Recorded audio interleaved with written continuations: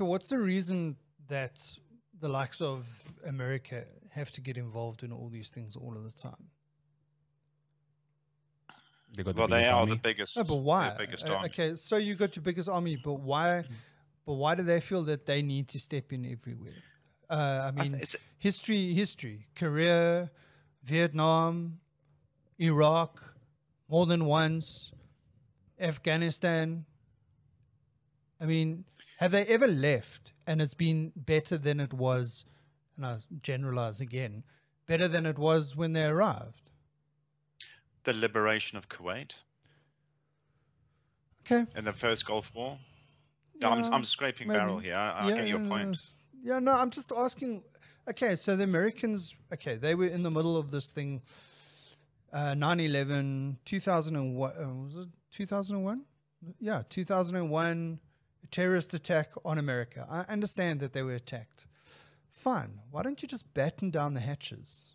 Why don't you beef up your internal, what's the homeland security? In other words, getting in and out of America is difficult. We make it more difficult for you.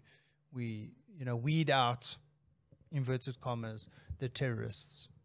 Why do you need to go and shit in someone else's backyard? There's mixed reasons. If there's commercial wealth involved, and I'm not saying that's the case with Afghanistan, but certainly to have a controlling force or controlling interest in a region.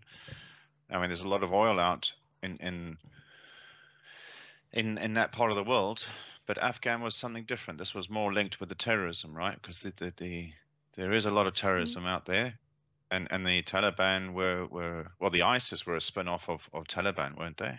Yeah. So no, this not is really. a hotbed for it. No, Okay. not really. This is a hotbed, and they're kind of controlling the region to try and stem it there. Win the heart and minds. Do the reverse propaganda. But I mean, do you think? Okay, what do the Afghan people feel now? The person on the street now. The Americans have been here for 10, 15, 20 years. Things got better. That's great.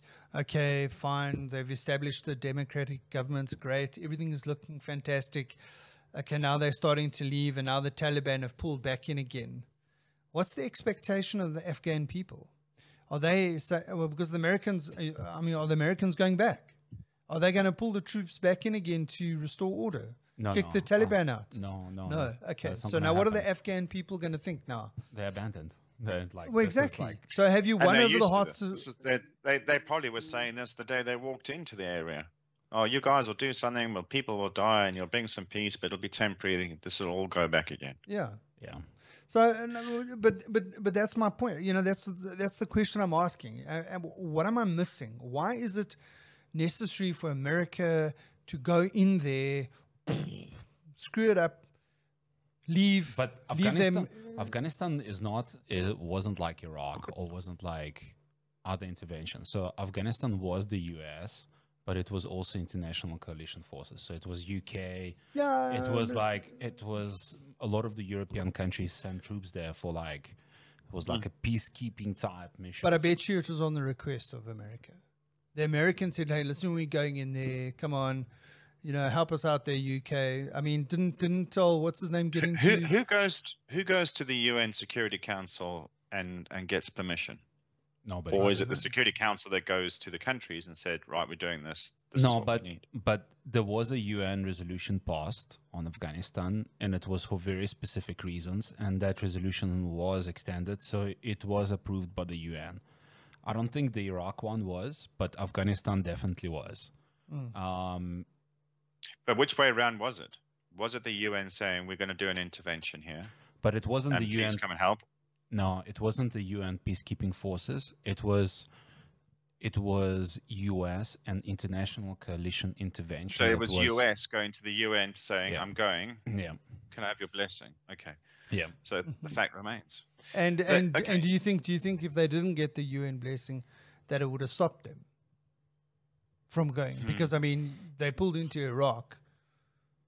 This is the uneasy politics around the UN. the UN is doing some great stuff, but when it comes to, if you think back to when they were reinvented, because they were the League of Nations, and the League of Nations was found to be too weak because it didn't have military support. So United Nations was reformed was formed from the League of Nations with that might of power, so that they could intervene and stop world wars again. But have they? I'm starting to wonder. Other than whatever NATO's up to, who knows what that is. But what is?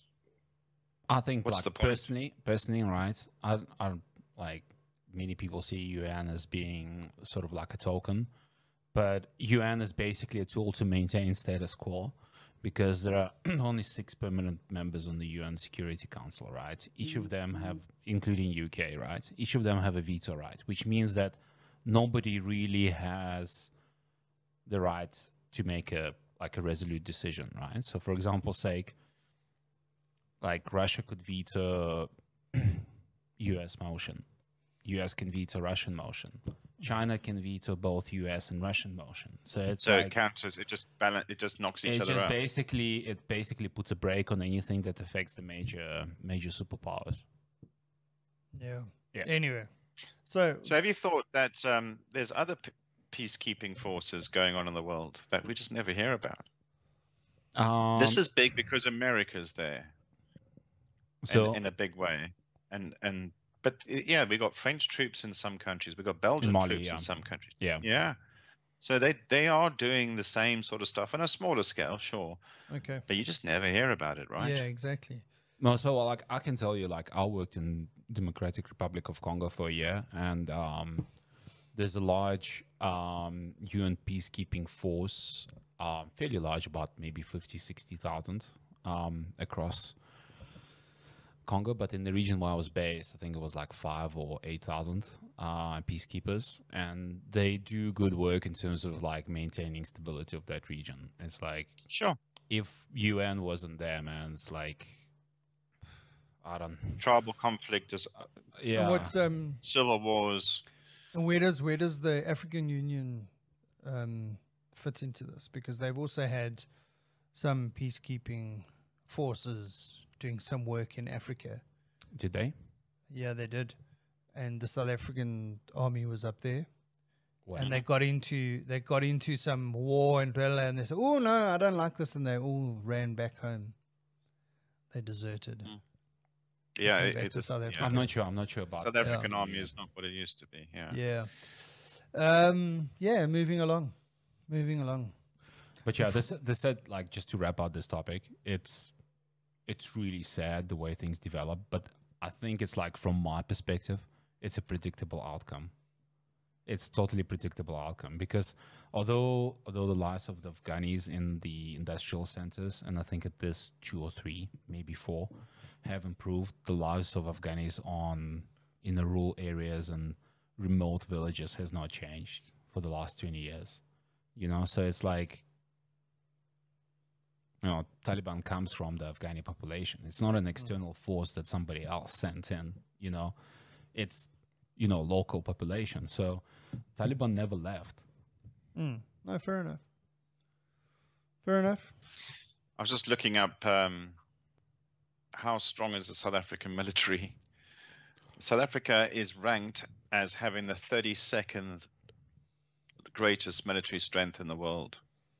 32nd on the list. Who's 31? And it's behind Egypt, 13th, and Algeria, 27th. And it says South Africa's got 66,500 active personnel and 15,000 reserve personnel. And then I look at the next click on the Google engine, and it comes up with different stats. And the next one's also different. Oh, no. Yeah, I don't think there's any universal figure. So just moving on to the next topic. But South African armies have been, and maybe this is a topic for another day. South African army has been involved in all sorts of things over the years. Yeah, some very well-known campaigns. Oh, what, like the Angola? No. Oh, you mean officially? Officially, yeah. Officially, yeah. Korea, like Second World War was one of them. Yeah, both First World War. Both First and Second World War, mainly in North Africa, but still. Yeah. They've been all over Africa. They've been to Vietnam. They've been to Korea. They've been several places. Yeah. The Aussies as Anyway. well, right? Yeah. Aussies and the Canadians. Yeah. The Aussies were also in Vietnam.